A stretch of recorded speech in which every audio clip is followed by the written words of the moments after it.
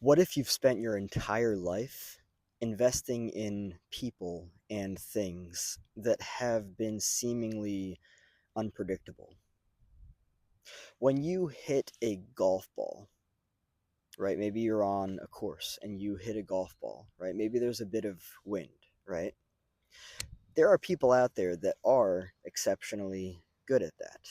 But for a far majority of it, from what I understand, it's actually out of your control. A lot of things in that entire environment could shift and completely change the direction of things. I hope that this metaphor that I'm using is helpful in terms of explaining and giving direction to what it is that I'm trying to communicate here. A lot of people invest a lot of time and energy and even money into people and things that are unpredictable.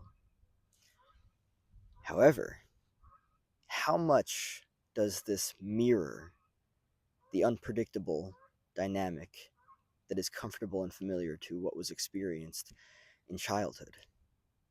Were you raised by a person or people that were unpredictable, that were unstable, that were there one minute and then were not? Isn't it wild that the conditioning of that in childhood can lead us to be attracted to people and things that are also unpredictable in adulthood? When you hit that golf ball, how well do you know the entire environment and exactly where it's going to go? Some people are really good at it. I'm not saying that any of this is good or bad or right or wrong. You can invest in absolutely anything you want to.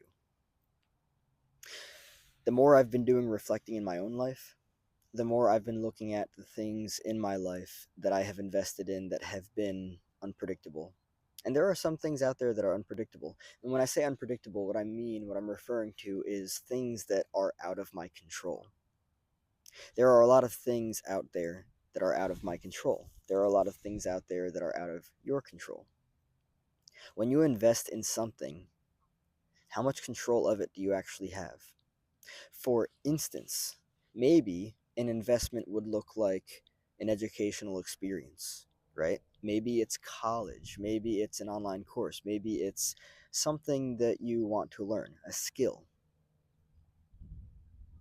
It is an investment. It is something that you are more in control of. You can hit that golf ball on the golf course, but maybe there's wind. Maybe there's a fucking bird that flies out of a tree and gets hit by it. Just teasing. But I'm not at the same time. You don't know. Really, what I'm trying to refer to here is the unpredictability that comes with a lot of things that a lot of people actually invest in. Were your caretakers unpredictable? Did they say yes that something would happen and then it didn't? And because of that, that actually deeply conditioned your childhood and led you to be attracted to people that emotionally abandon. Are you used to the dynamic of emotional abandonment in adulthood based on a childhood that consisted of such? So, therefore, you actually continue to choose objects, referring to people that are emotionally abandoning, that are unpredictable, that say that you're going to meet at a certain time and then you meet 30 minutes later. It's wild to me how much childhood, of course, affects adulthood, conditions, structures adulthood. But it's also wild to me how many things that we actually invest in that are unpredictable because it's comfortable and familiar. I am a risk taker. I absolutely am. I've been taking risks for a long time, and the outcome has been absolutely wonderful. What I'm really referring to here is that you know that something is fucked up. You know that something is out of your control. Yet you eat, sleep, breathe, wake, shower in it. You allow it to dictate your life. You allow people that don't show up for you to dictate your life. You allow people that are hot and then cold dictate your life. You allow people that are yes and then no dictate your life. It's wild how this works. And I'm not saying that this is specifically for you. If this is more for a friend of yours, please pass this along. The main subject of this is how we invest in things and people that are out of our control and unpredictable in adulthood based on comfortable and familiar dynamics from childhood. The more I heal, the more I grow, the more I look at the future that I am in this present moment consciously creating, the more I see how many things I have invested in my life that have been both unpredictable and out of my control. And the more I'm actually doing the work to say, I don't want to live that way anymore. So if you find yourself in a position where you have been throughout your entire life investing in things and people that have been out of your control, maybe it's time to consider focusing more on the things that are in your control and investing in those things that you actually know will give you an ROI. Learning a new skill, you are entirely in control of that. If the only thing that you feel like you lack is focus and discipline, then there's another thing you can learn. You can learn to become focused and disciplined through repetition, through habit. I meant to say habitual behaviors, through habit. That was kind of strange. You can also learn to laugh at yourself. That's the reality of it. You're in control of far more things than you maybe have previously realized. I gained the skill of continuing a video after making somewhat of a mistake and not being like, oh, I give up, I can't do this. I just laugh and have fun and realize and remember that I am a human, and that's it. When you invest in things that you can control, that you can predict, your life actually transforms. You feel more secure with yourself. You feel more secure with the things and the people that you are investing in. I've invested in things and people that have been unpredictable and out of my control. And sometimes we do that because it's comfortable and familiar to childhood. But you don't have to.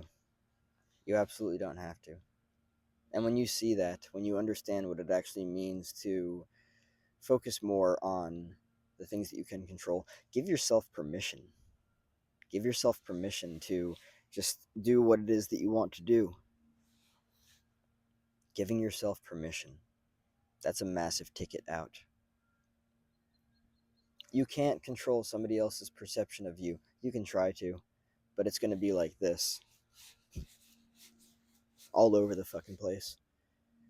Hey, think this of me. Wait, hold on. Think that. Wait, tie this up. Think that. Think this. Yeah, just chase them all around everywhere. I'll pass on that. You're actually in control of letting go of trying to control how other people see you. It might seem terrifying, it might seem scary because the comfort and familiarity lies in, well, if I could just get you to see me in this way and just put this over there and just dial that down and twist that. No thanks. I'll pass on that one. You are in control of letting go of how other people see you. You are in control of letting go of control of how other people see you. And that could be one of the most liberating parts for so many people. But really taking that step forward and making the change happen, you might find that down the line, if you had kept going this way of trying to just force and control. Oh shit, I fucking hit the golf ball again. Look at that. It's going totally to the fucking left. Why didn't it go to the right? Oh, because there was wind that I wasn't aware of. And look at that. Kerplunk. Right in the fucking lake. Holy shit. That sucks. I'm not going to get that back. And I'm not talking about financial investments either, because I just thought about that when I was doing the kerplunk dynamic of shit, there goes my fucking golf ball. That one's lost. I'm also a financial risk taker as well. But what I'm really referring to is knowing the fuck out of what it is that you're investing in and why. Why the fuck are you investing in it? And when I say that, I'm not referring to you shouldn't be investing in it. Just knowing why. Why am I investing into making YouTube videos? I deeply care about personal and spiritual development, and I'm also very enthusiastic about it. I have a lot of wisdom and experience and knowledge based on things that I've been through, and I love the fuck out of sharing that with people. That's something that I can control. What is something else I can control? Getting even better at making videos.